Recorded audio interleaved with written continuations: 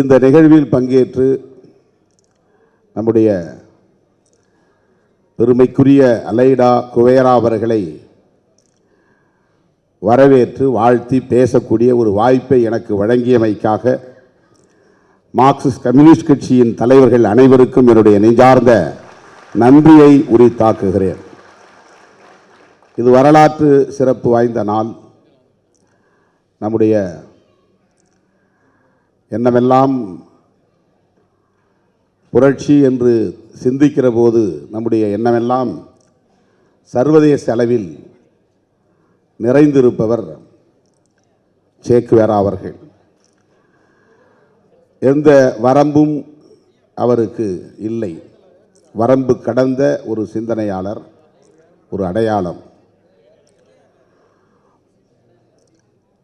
மொழி, இனம், தேசம், மதம் என்கிற வரம்புகளை கடந்து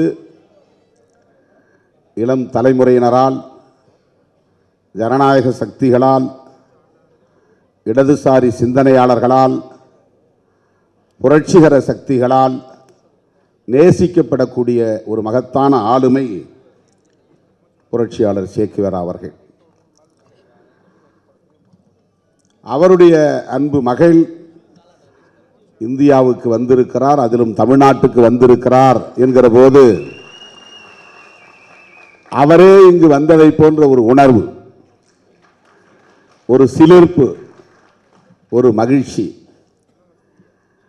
அதை எப்படி விவரிப்பது என்று தெரியவில்லை. தோழர் கேபி அவர்கள் சில நாட்களுக்கு முன்பு தொலைபேசியிலே தொடர்பு கொண்டு இப்படி ஒரு நிகழ்ச்சி இருக்கிறது என்று சொன்னதும் நான் பூரித்து போனேன். அவரை சந்திக்க இயலுமா என்று கேட்டேன். இல்லை, நிகழ்ச்சியே வைக்கிறோம், அதில் நீங்கள் நேரடியாக வந்து பேசுங்கள் என்று அழைப்பு விடுத்தார், அன்பு கட்டளையிட்டார். உள்ளபடியே நான் பெரிதும் மகிழ்ச்சியான ஒரு சூழலில் இருக்கிறேன். குவேரா என்றால் உலகில் எங்கே அநீதி இழைக்கப்பட்டாலும் அது உனக்கு வலிக்கிறதென்றால் நீதான் என் தோழன் என்று சொன்னதாக ஒரு மேற்கோள். அதைத்தான் நம்முடைய ஆசிரியர் ஐயா அவர்களும் இங்கே சொன்னார். புரட்சியாளர்களுக்கு என் நாடு இது, என் மொழி இது, என் இனம் இது, என் மதம் இது என்கிற வளையங்கள், வரம்புகள் கிடையாது. அப்படி என் நாட்டுக்கு மட்டும் நான் போராடுவேன் என்று குவேரா எண்ணி இருந்தால் இன்றைக்கு நாம் எல்லோரும் இந்த இடத்திலே கூடி அவரை பற்றி பேச வாய்ப்பில்லை. நமக்கு ஒரு ஏகாதிபத்திய எதிர்ப்பு போராளி கிடைத்திருக்க மாட்டார். அமெரிக்க எதிர்ப்பு என்பது மட்டுமல்ல, ஏகாதிபத்திய எதிர்ப்பு. உலக நாடுகளுக்கெல்லாம் தாதாவாக இருந்து ஆதிக்கம் செய்யக்கூடிய, ஒடுக்குமுறை செய்யக்கூடிய, சுரண்டக்கூடிய சக்திகள் யாராக இருந்தாலும் அவர்கள் ஏகாதிபத்தியவாதிகள் தான். அப்படிப்பட்ட ஏகாதிபத்தியத்தை எதிர்ப்பதிலே எல்லோரோடும் களத்தில் நிற்பேன். சராசரி மருத்துவனாக என் வாழ்க்கையை நான் முடித்து கொள்ள மாட்டேன். யாருக்கெல்லாம் விடுதலை தேவைப்படுகிறதோ அவர்களோடு நிற்பேன். யாருக்கெல்லாம் வலி இருக்கிறதோ அவர்களுக்கு நான் துணை இருப்பேன் என்று சிந்திக்கிறவன் தான் புரட்சியாளன். அப்படி சிந்தித்த தோழர்தான் குவேரா. அவரை வாழ்த்துகிற இந்த உரையை நான் ஒரு பக்கம் ஆங்கிலத்தில் நம்முடைய அலைடா அவர்களுக்காக வாசிக்க விரும்புகிறேன். On behalf of விடுதலை சிறுத்தைகள் கட்சி, we extend a warm welcome to the great revolutionary Guevara's daughter Aleida Guevara. The revolution in Cuba brought hope to oppressed peoples around the world, and every person who are fighting against authoritarian regimes saw Guevara as his ideal. Cuba is a country that cannot be tolerated by US imperialism. The economic sanctions imposed against Cuba by the United States and its allies have been in place for the past 60 years. More than 30 resolutions have been passed in the UN General Assembly condemning these inhuman sanctions. 185 countries supported the 2022 UN General Assembly resolution against US sanctions. Mr. Barack Obama visited Cuba during his presidency and made some changes in the US approach. But the Trump administration have increased sanctions and launched a hate campaign against Cuba. Mr. Biden administration has not changed its stance against Cuba, even though it has eased some of the restrictions.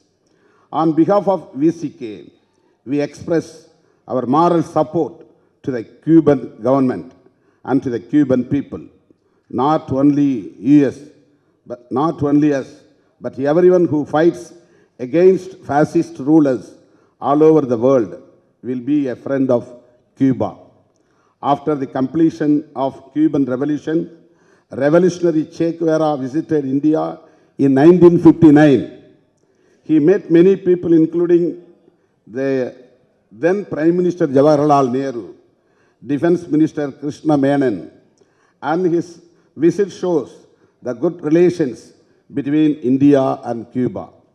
We know that Che Guevara went to Bolivia after the Cuban Revolution was accomplished. It tells us that he belongs not only to one country, but to the people who are fighting for freedom in all over the world. No one could have predicted that Che Guevara would go that way when he arrived in India. His words in a letter to his mother on his return from India indicated that he never wanted to be in positions of power. In that letter, he wrote as follows: I am still the same loner that I used to be, looking for my path without personal help. But now I possess the sense of my historic duty. I have no home, no woman, no children, nor parents, nor brothers and sisters. My friends are my friends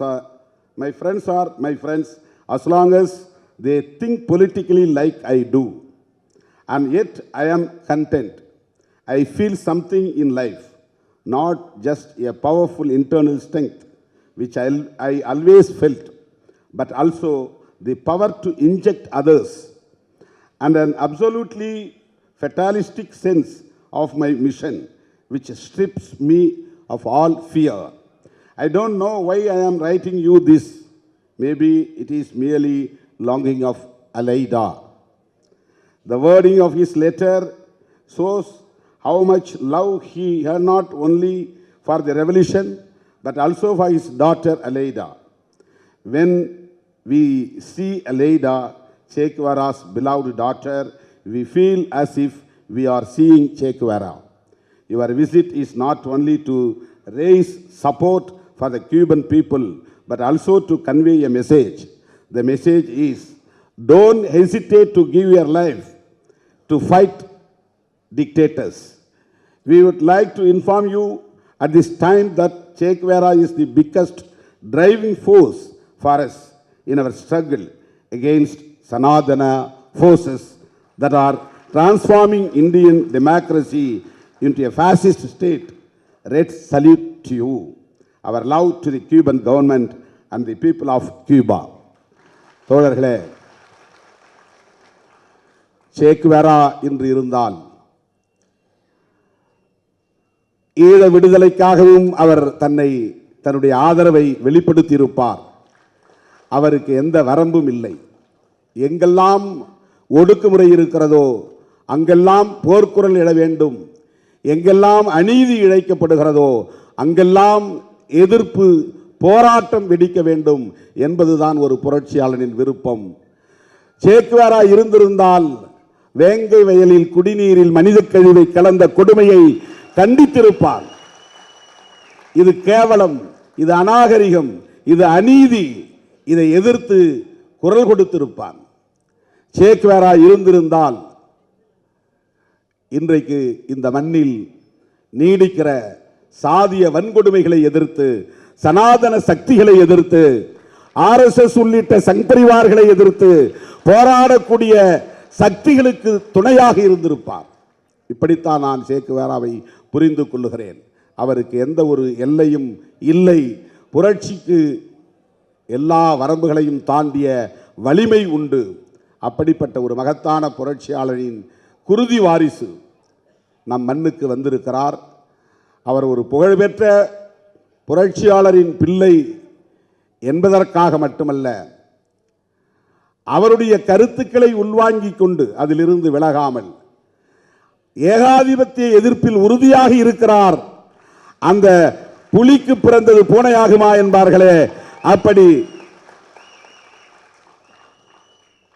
தாய் 8 அடி பாய்ந்தால் குட்டி 16 அடி பாயும் என்று சொல்லுவார்கள் தமிழிலே பழமொழி. இன்றைக்கு குவேராவின் அதே சிந்தனைகளை உள்வாங்கிக் கொண்டு உலகம் முழுவதும் பயணம் செய்து வருகிறார். இந்தியாவுக்கு அடியெடுத்து வைத்திருக்கிறார் என்றால் நாம் அவருடைய கொள்கை புரிதலையும் கொள்கை உறுதியையும் எண்ணி பெருமைப்படுகிறோம், பாராட்டுகிறோம், வாழ்த்துகிறோம். இந்த மண்ணில் அமெரிக்கா தான் ஏகாதிபத்தியம், ஜப்பான் தான் ஏகாதிபத்தியம், அல்லது கனடா ஏகாதிபத்திய நாடு, ரஷ்யா அல்லது சீனா என்ற வல்லரசுகள் தான் ஏகாதிபத்திய நாடுகள் என்று பொருள் இல்லை. ஆதிக்கம், ஒடுக்குமுறை, சுரண்டல் எங்கே இருந்தாலும் அது ஏகாதிபத்தியம்தான். ஒரே நாடு ஒரே கலாச்சாரம் என்பதும் ஏகாதிபத்தியம்தான். ஒரே நாடு ஒரே ஆட்சி என்பதும் ஏகாதிபத்தியம்தான்.